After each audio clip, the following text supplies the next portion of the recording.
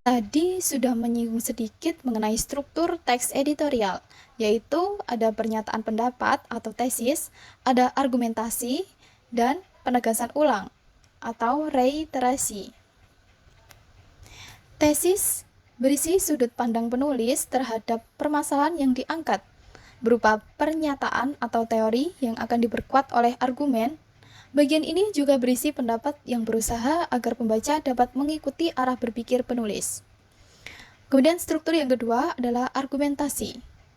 Bagian ini menyajikan opini berlandaskan data, fakta, atau pernyataan ahli untuk memperkuat apa yang dinyatakan di bagian tesis. Kemudian yang ketiga adalah penegasan ulang atau reiterasi. Bagian ini berisi pendapat yang ditegaskan kembali atau penguatan kembali atas pendapat yang telah ditunjang oleh fakta-fakta telah dijelaskan.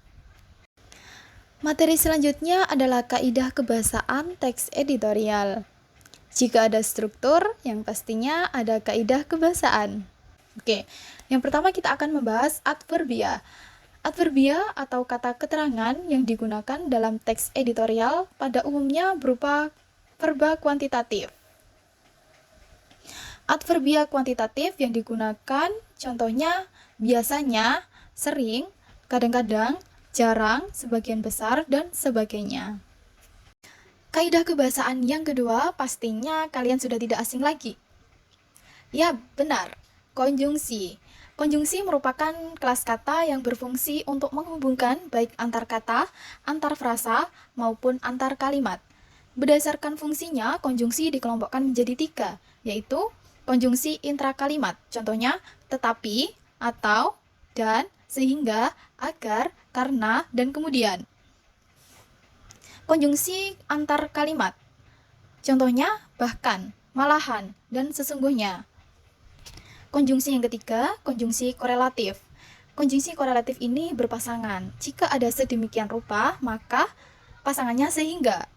Jika baik, pasangannya maupun. Jika apakah, apa atau apakah, itu pasangannya atau.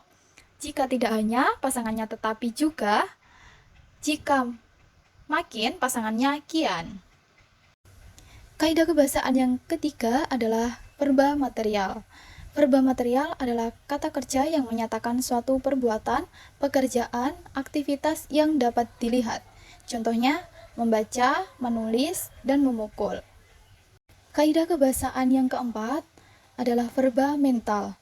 Verba mental adalah kata kerja yang bermakna tanggapan atau reaksi dari suatu perbuatan, peristiwa, keadaan, ataupun keberadaan. Contohnya, kata kerja yang menerapkan persepsi, seperti melihat, merasa. Jika afeksi, seperti suka, khawatir, dan kognisi, berpikir, mengerti. Kaidah kebahasaan yang terakhir adalah verba relasional.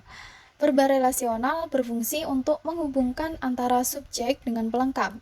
Contohnya, pengertian A adalah B, adalah verba relasional. Kemudian contoh yang kedua, bencana banjir menimbulkan korban jiwa. Menimbulkan termasuk verba relasional. Kemudian contoh yang ketiga, kampus itu mempunyai 10 fakultas. Mempunyai ini termasuk verba relasional. Materi yang terakhir adalah merancang teks editorial. Yang pertama, memilih sebuah topik. Memilih sebuah topik adalah langkah pertama untuk mengembangkan topik tersebut. Topik yang menarik akan diminati para pembaca, karena pembaca selalu ingin topik yang terbaru. Kemudian yang kedua, mengumpulkan data pendukung.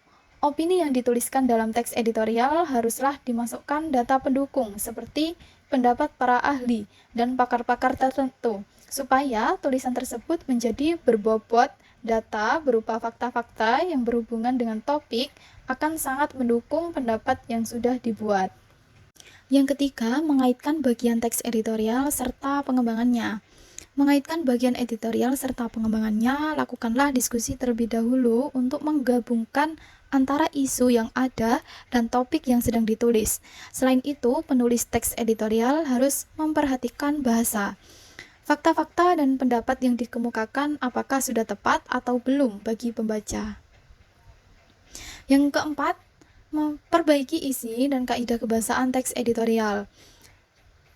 Periksa kembali teks yang sudah dibuat agar kaidah kebahasaan, tanda baca, dan kalimatnya sudah padu dan siap untuk dibaca para pembaca. Teks editorial ini haruslah berisi kejelasan dengan akurat, serta tidak menyerang pihak manapun dan tidak berkesan mengajari sang pembaca. Setelah kalian menyimak materi mulai dari pengertian, fungsi, ciri-ciri, perbedaan, struktur, kaidah kebahasaan, dan merancang teks editorial, maka marilah kita belajar contoh teks editorial. Berikut adalah contoh teks editorial dengan judul "Jangan lupa dengan sejarah, meski pesona danau Gunung Tujuh memikat dan bikin mabuk kepayang". Oke, marilah kita fokus ke warna-warna di teks tersebut.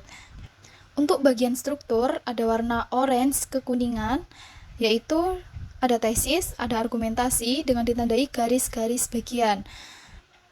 Kemudian ada tanda panah yang bertikungan, ada opini dan fakta. Jika berwarna kuning adalah opini, dan jika berwarna hijau adalah fakta. Kemudian kaidah kebahasaannya ditandai dengan jika warna biru adalah verba mental, jika warna ungu adalah konjungsi, dan jika warna abu-abu adalah adverbia.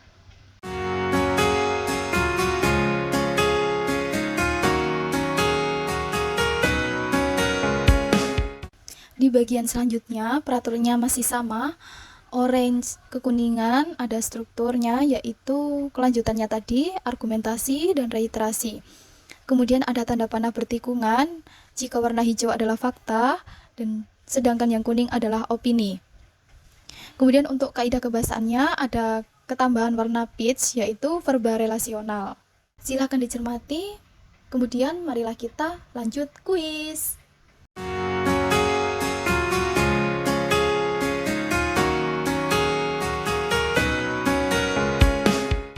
Kuis yang pertama.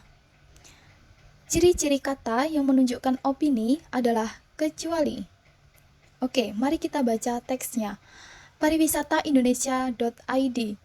Pesona Danau Gunung Tujuh bikin mabuk kepayang mirip rindu yang telah berubah menjadi candu. Seiring dengan banyaknya destinasi wisata alam di Indonesia yang begitu indah dan menakjubkan, salah satunya juga ada Provinsi Jambi, yaitu Danau Gunung Tujuh. Objek wisatanya benar-benar mengagumkan. Manakah jawaban yang benar? A. Mirip rindu. B. Banyaknya. C. Provinsi Jambi. D. Benar-benar. E. Mengagumkan.